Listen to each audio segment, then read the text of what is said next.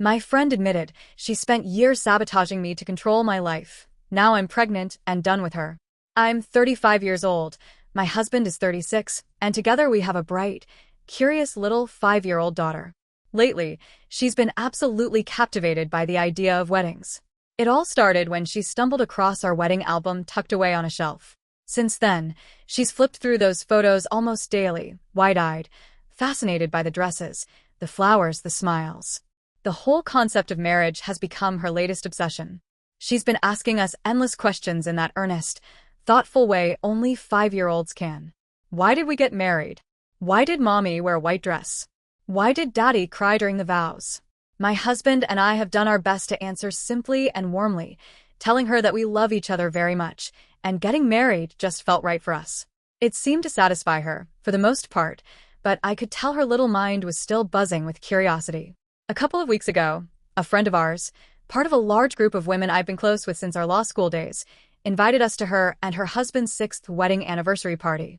Most of us in that friend group are married now or engaged, or in long-term relationships. It's a warm, supportive circle that's seen each other through a lot over the years. One of those friends is Mandy, who is my age, 35, and has been with her boyfriend Baz, 38, for almost 8 years. For as long as I can remember, Mandy has confided in us about wanting to get married. For the last 5 years especially, it's been something she's expressed openly, that desire to take the next step with Baz. But Baz has always dodged it, brushing her off with the same tired lines. It's just a piece of paper and I don't need the government's approval to love you. We've tried, gently and carefully over the years, to suggest to Mandy that maybe Baz isn't on the same page. We've reminded her that sometimes, if two people fundamentally disagree on something as big as marriage, it might mean they aren't fully aligned. But Mandy has always waved it off, insisting that they're meant to be together and that Baz would eventually come around. At the anniversary party, all the couples and their kids were invited, and my daughter was over the moon. It was, in her eyes, basically a wedding. Decorations, flowers, music, everyone dressed up. She ran around beaming, absorbing it all like a sponge. At one point, Mandy was chatting with her, just sweet small talk about school and her favorite toys. I was nearby, sipping a drink and half listening. My daughter, always observant, noticed Mandy standing next to Baz and piped up in that charming but blurted-out way little kids do. "Are you two married? Why aren't you married? When will you get married?" It tumbled out of her mouth so quickly and innocently, her words slightly tangled, her voice full of genuine curiosity, the kind only a 5-year-old can get away with. But as soon as I heard it, my heart dropped a little. I knew this was a sensitive subject. I quickly stepped in, trying to change the subject and steer the conversation away. I apologized on behalf of my daughter, explaining that she was just very curious about weddings these days. I gently told my daughter to apologize for being a little nosy, which she did, sweetly and sincerely. But then, Mandy snapped. Not in a huge blow-up way. It was one of those sharp, slightly bitter comments masked under a smile. She turned to my daughter and said, "Well, we aren't married because I truly love him and I'm not a gold digger, LOL." The words hit the air like a crack. My daughter blinked, confused, her little brow furrowing in a way that nearly broke my heart. I froze for a second, processing what had just come out of Mandy's mouth. There was an awkward heaviness around us. A few people nearby glanced over, clearly having caught the tail end of it. I quickly knelt next to my daughter, smoothed her hair, and redirected her attention to the dessert table on the other side of the room. I didn't make a scene. I didn't snap back. But inside, I felt a twist of frustration and disappointment. I knew Mandy was hurting, and I knew the topic was raw for her. But lashing out like that, especially at a 5-year-old who had no idea of the complexities involved, felt like an unnecessary blow. Later that evening, after we got home and my daughter was tucked into bed, she asked me why Mandy had been upset. I did my best to explain in simple, gentle terms that sometimes grown-ups have complicated feelings about things, and that Mandy wasn't mad at her. She was just feeling sad. But even after all that, I couldn't shake the uneasy feeling. I kept turning the moment over in my head. I guess that's what happens sometimes when adults project their own hurt onto situations that don't deserve it. There's probably something I should admit before I go on, just so you have the full picture. My husband is a very successful architect, and his family comes from what most people would politely call old money. The kind of generational wealth where things like trust funds, lake houses, and board memberships casually get mentioned in everyday conversation. My background is almost the complete opposite. I'm a first-generation law student, the first in my family to even go to university, let alone pursue something like law. When my husband and I first got serious, I confided in Mandy a lot about those insecurities. I remember sitting in coffee shops with her during our late 20s, venting about how nervous I was to meet his family. I worried they'd think I was just with him for his money, or that they'd judge me when they found out I didn't come from the same kind of wealth. For the record, none of those fears materialized. His family welcomed me with open arms, and over time, I built my own success. I've done very well in my field, and have never leaned on my husband's background as a crutch. We have a strong marriage, a balanced partnership, and an incredible daughter. But Mandy knew those old insecurities. And over the years, whether she realized it or not, she poked at them more than once. There was a time she made a sly comment about the size of my engagement ring, saying it looked too big and greedy, and that when she and Baz got married, she'd opt for something more tasteful and humble. Or the time she jokingly implied that my husband wasn't even that attractive and that I had scored him for his bank account. The worst one, though, the one that still sits heavy in my chest, was when I announced my pregnancy early in our marriage. Mandy smirked and remarked that I sealed that generational wealth down with a baby fast. Huh? That was the moment I stopped laughing her comments off. I shut that down hard. Hard enough that she visibly startled and didn't say anything in that vein again, at least not until the anniversary party the other night. The comment to my daughter about not being a gold digger, that wasn't just about Mandy lashing out in the moment. It was a calculated dig. A deliberate reach for a nerve she knew from experience would sting. And not just sting me, but sling mud in front of other people too. When she said it, the whole room caught it. Conversations dulled. Eyes flicked over. Anyone in that friend group who'd known me long enough knew exactly what that comment was referencing. You could practically feel the collective wince pass through the space. It was awkward and heavy and ugly. Thankfully, it was already near the end of the party, so my husband and I simply gathered our things, said a polite goodbye to the host, and left quietly. We didn't make a scene, but in the car ride home, I could feel my husband's jaw clenched so tight, I thought his molars might crack. That was 2 days ago. Today, I got a text from Mandy. Apparently, people in the friend group had started messaging her directly, telling her flat out that what she said wasn't okay and that she owed me an apology. The text she sent me? It was the textbook definition of a half-assed apology. Something along the lines of, "I guess I'm sorry if you were offended. I probably wouldn't have said anything if you'd just shut your kid up earlier." I stared at my phone for a long second before my thumbs moved.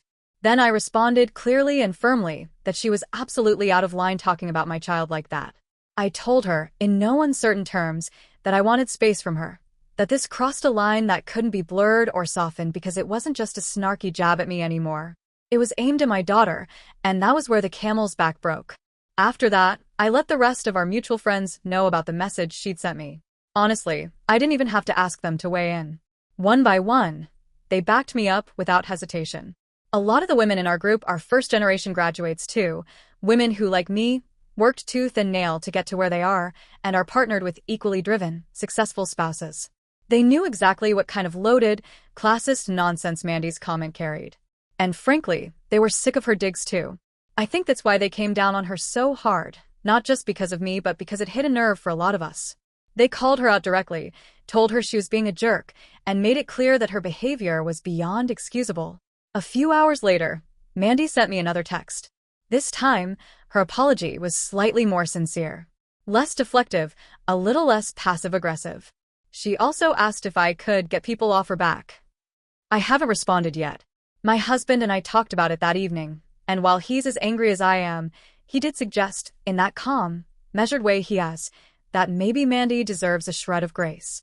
He pointed out, fairly, that she's in a miserable place emotionally right now.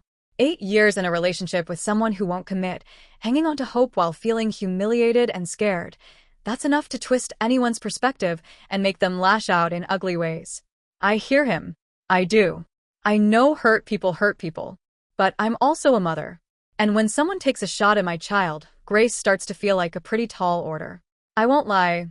Even after the dust settled from that party, the comment stuck with me longer than I wanted it to. I could rationalize it all I wanted. Tell myself Mandy was lashing out because of her own pain, that I maybe could have redirected my daughter a little faster, that it was a heat of the moment thing, but the truth is it hurt. It cut deep. And no matter how much I tried to shelve it, it kept creeping back into my thoughts. After the party, my husband and I made sure to sit our daughter down and talk things through properly. She's 5, and at that sweet, curious age where everything is fascinating and questions tumble out of her mouth faster than she can catch them. She hadn't meant to embarrass anyone. She was just trying to make sense of the world in the way little kids do. We told her, gently but clearly, that relationships come in all shapes and forms because people are different. Some people want to get married, some people don't, and that's perfectly okay. We explained that marriage isn't just about the pretty dress or the party. Even if she's currently obsessed with weddings, it's a lifelong commitment to another person, and that's a serious choice.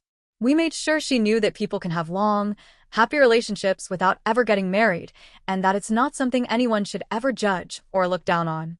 Most importantly, we told her that someday, she'll get to decide for herself whether marriage is something she wants, and that no matter what she chooses, her dad and I will be in her corner, fully supporting her.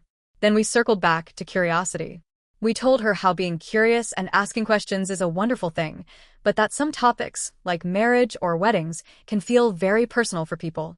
If someone doesn't seem comfortable answering, it's important to respect their feelings and give them space. She nodded along thoughtfully, and I could see her turning it over in her mind the way kids do. Since then, she's still been flipping through our wedding album with that same starry-eyed fascination, but thankfully, she's chilled out a little. Fewer rapid-fire questions to random adults. Just quiet daydreaming over lace veils and flower petals. I felt good about how we'd handled things with her. But Mandy? Mandy lingered. I found myself sitting on the couch late one night, scrolling through some of the Reddit comments on a similar thread, I know, classic, and one stuck with me more than the rest. It simply asked, "Why are you even friends with someone who clearly doesn't like you?" I stared at that line for a long time.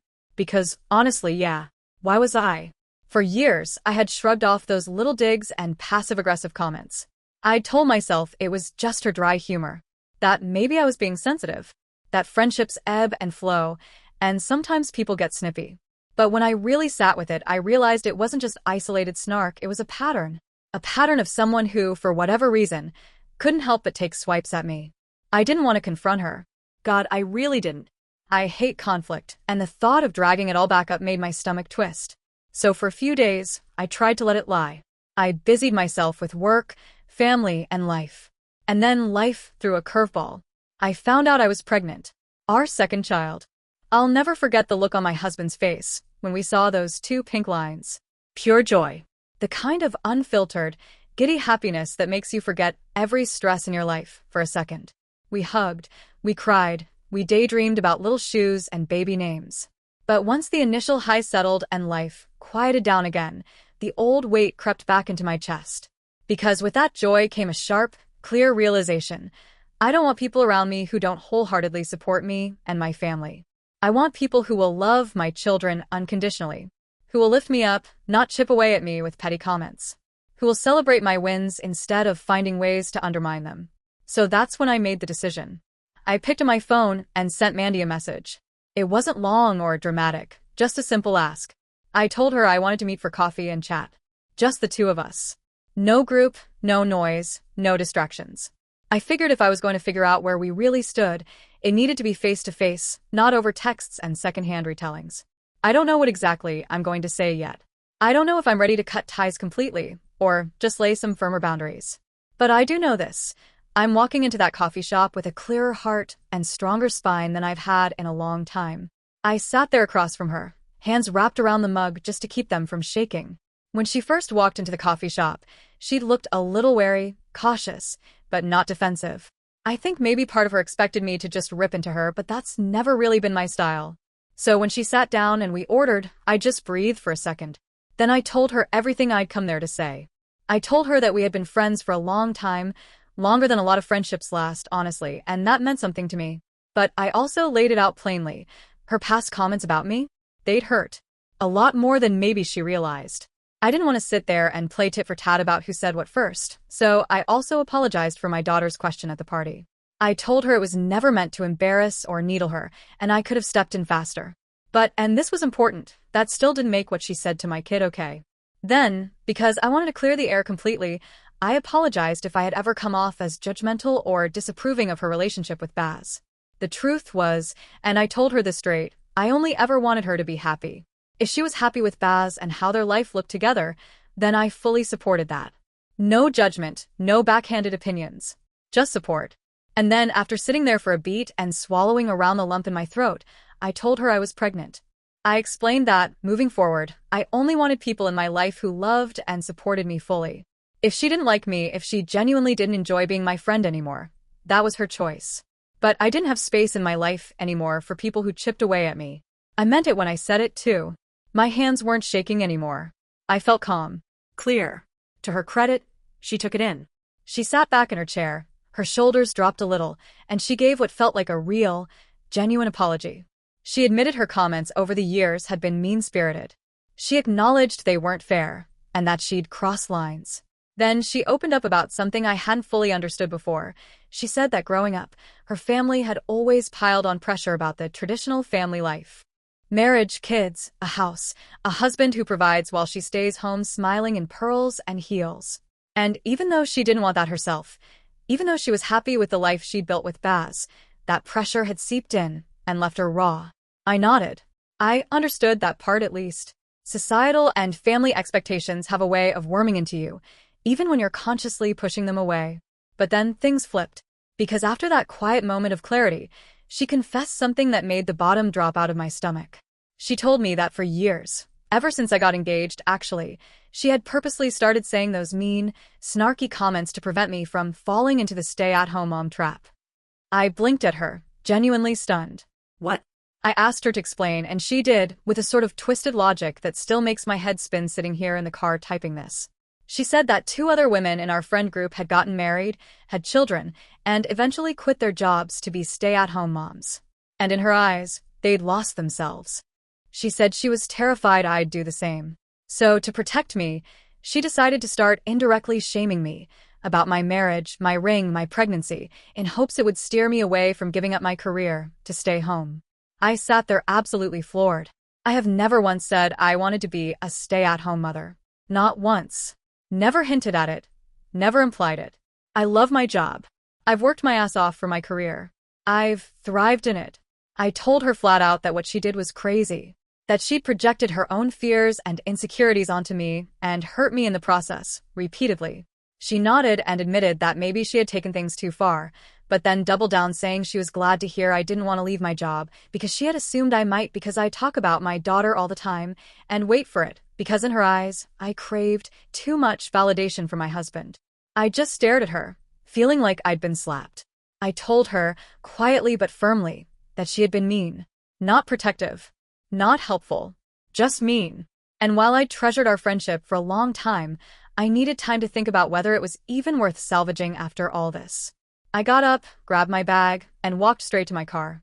That's where I am right now, sitting in the parking lot, phone in hand, head still spinning like crazy. I don't want to be her friend anymore. That much is clear to me now.